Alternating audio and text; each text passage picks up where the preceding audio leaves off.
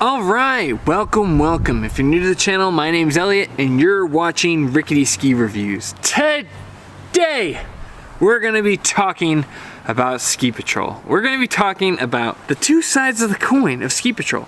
Is Ski Patrol this super essential, altruistic, do no evil helper of the mountain? Or have they become drunk with power, just infractions, pulling tickets when they don't need to? There seems to be a lot of debate, and today we're going to talk about it. But first, let's watch some videos. Let's get some context for what we're talking about. There is a lot of debate as far as like, just what is Ski Patrol's role? When do they take it too far? In my personal opinion, just out the gate, I mean, anybody who's had to take a toboggan ride down the ski hill knows just how important Ski Patrol is. When you're like this on a sled, feeling like a little baby in a carriage, you start to realize how crucial the person is that's steering that toboggan. Out of the gate, I have a lot of appreciation and respect for Ski Patrol. I've never come in contact with a Ski Patrol that was like out of line. I ski at a non-profit ski area, so there's not a lot of incentive to pull people's passes, so maybe that's why I haven't had these interactions, but maybe I'll change my mind. So let's see these kind of out of line Ski Patrollers that people have talked about. Here we go. No jumping. Screw that. No jumping. How can you not jump off of that? Yeah!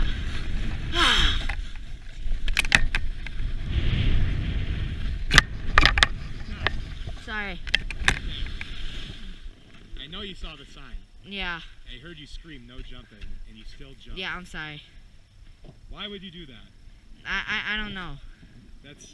I love the instant, like, I mean, that kid has to be like 13 or 14, because that's like every 13 or 14-year-old inner monologue. Like, yeah, why could you not jump? This is so awesome. And then as soon as anyone with any kind of authority steps in, oh, yes, sir, I'm so sorry.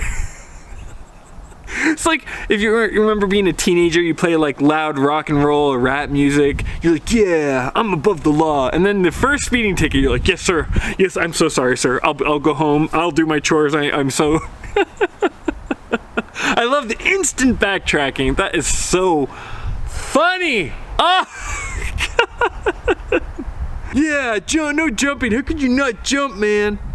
I gotta say, I was one of those kids. When I turned like 13, I got one of those Motorola walkie-talkies. Back in the day, if you're younger, you might not know what I'm talking about. But back in the day, you didn't have cell phones, so you had like a little Motorola walkie-talkie on the ski hill, and your parents could call you and be like, hey, come to the lodge, we're leaving. And so it was a shared channel though. There was only like 15 channels, so you'd be sharing it with all these other people. So you'd be like, Darren, this is your mother, Cecilia. Please come to the lodge. And then everyone would hear that. The double-edged sword of that, if you were a little 13-year-old punk like me, you could be like, hey, everybody smell my farts! You know. And there was no way of anyone telling who you were, but it was pretty obvious. So I would be like, hey, suck on my butt. And then like some other parent from my school would be like, Elliot, I know that's you, stop. It was the same like exact flip, like, oh my God. I'm so sorry, Mrs. Kellen. I'm really sorry. And then you have to call them later and be like, you know, with some script that your parents wrote. The way I acted today was really inappropriate, and I'm sorry. God. Anyway, that's a total tangent, but I do find these things really funny because I remember being that age. The other thing is that guy a real ski patroller? He has a yellow jacket. Customer experience people, I don't know, but we don't have this where I'm from, so I don't think this guy's actually a ski patrol. I think he just calls and gets people help or pulls passes. So if you're one of my European viewers, I don't know if you know this, but we have like designated people in the US that just make sure that people aren't going too fast in beginner areas, that just make sure they can help guide people on the mountain, and their main job is like to get customer interactions and to pull passes, at least in the Vail resorts. My personal mountain doesn't have this, but I have seen them at Sun Valley and places like that, and they are not well liked, right? Because they're not actually able to save anyone, they're just there to get you in trouble. Anyway, let's see what this guy does next. That's just not acceptable, okay? Okay. Like, that's just, those are there for a reason. Like, okay. You came over that super hot. If you hit someone, you're responsible for their injuries, okay? Yes, sir. You understand that? I understand. Okay. Do you have a valid lift pass I can see? I'm being separated from my father now. Well, he's going to He's going to I mean, that guy also, the guy is definitely my age. Like, when I first became a parent, I didn't really know how to talk to kids. I'd be like, hey, you can't be doing that. No. It's like, no, you good. Hey, kid, knock it off. All right, Daniel. Yes. You're lucky I'm in a good mood today, otherwise I'd take your pass. Because I know you read the sign and you didn't jump in. I'm sorry.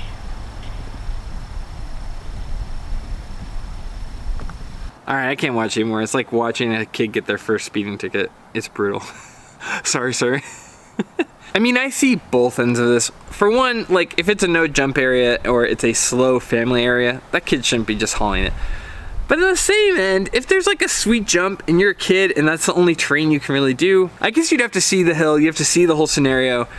I think in general, I just kind of have this rule of thumb of like, you're not the only person on the mountain, so take that into account, and just whoever can make like the overall best, most reasonable decision. So it's hard to know exactly without seeing it. I saw some of the comment section saying that this kid was flying through a family slow area. So if that's the case, this kid, you know, he deserved kind of the talking to he got. But at the same end, it's hard. It's hard for a kid to not want to jump off of things, and as long as the skier is in control, I tend to be a little more lax. Like, as long as the kid wasn't near anyone, he didn't get close to hitting anyone, he seemed like he was vaguely in control, although, you know, I'm just seeing his purview. But, you know, it was also like the guy just kind of told him off. It wasn't like he was swearing at him. We didn't like push him over or anything. He was just saying, hey, you can't do that, and he got his pass information.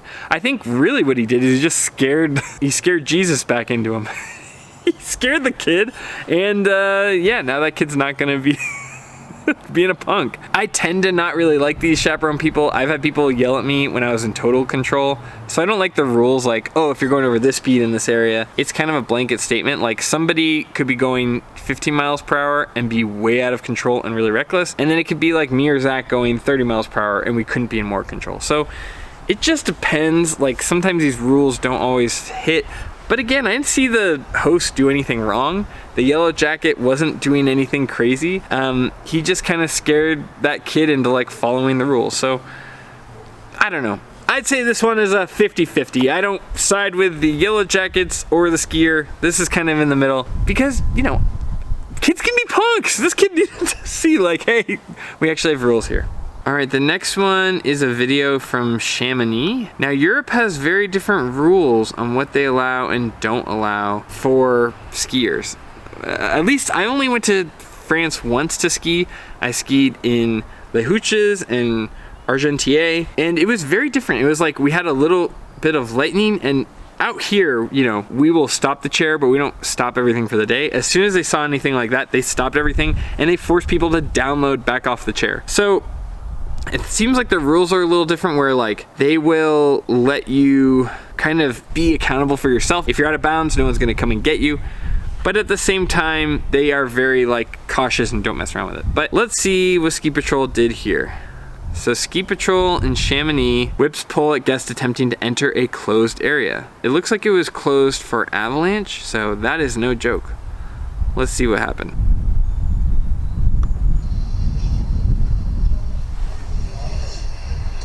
They should get, you know, they should do like a lift pass ban for like 5 days.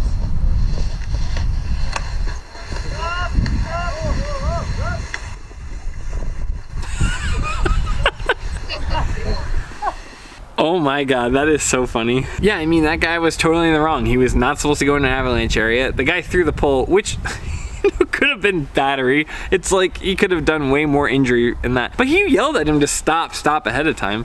So I don't know, actually, I'm kind of on the Ski Patrol side too. He was trying to maybe cause a little bit of damage in order to prevent catastrophic damage to this person. Avalanches are no joke. If they're detonating on that part of the mountain, that's an even bigger deal.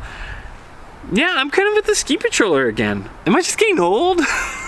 Just, you know, I'm signing with authority.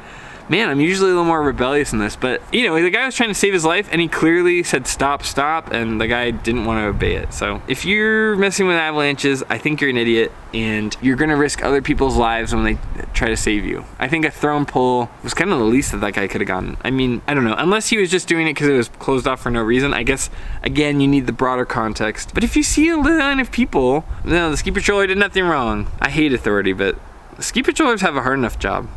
I don't know why people need to make it harder. All right, now lastly, this is a Instagram video from Mammoth Mountain. This is from their ski patrol department. This one is a little less funny. I saw it before, but we'll watch it again. My name is Dan Flynn, manager for Mammoth Mountain Ski Patrol. Due to blatant disrespect of our avalanche closures, we are making the penalties more severe. If you get caught breaking a closure, you will now lose your season pass for a minimum of 30 days. That's up from 10. For a second infraction, you will lose your pass for the rest of the season and will face criminal charges. Mammoth is a mountain that frequently produces large and destructive avalanches. So imagine, just for a moment, that you are a ski patroller on a mitigation route with explosives, and while you're waiting for your shot to...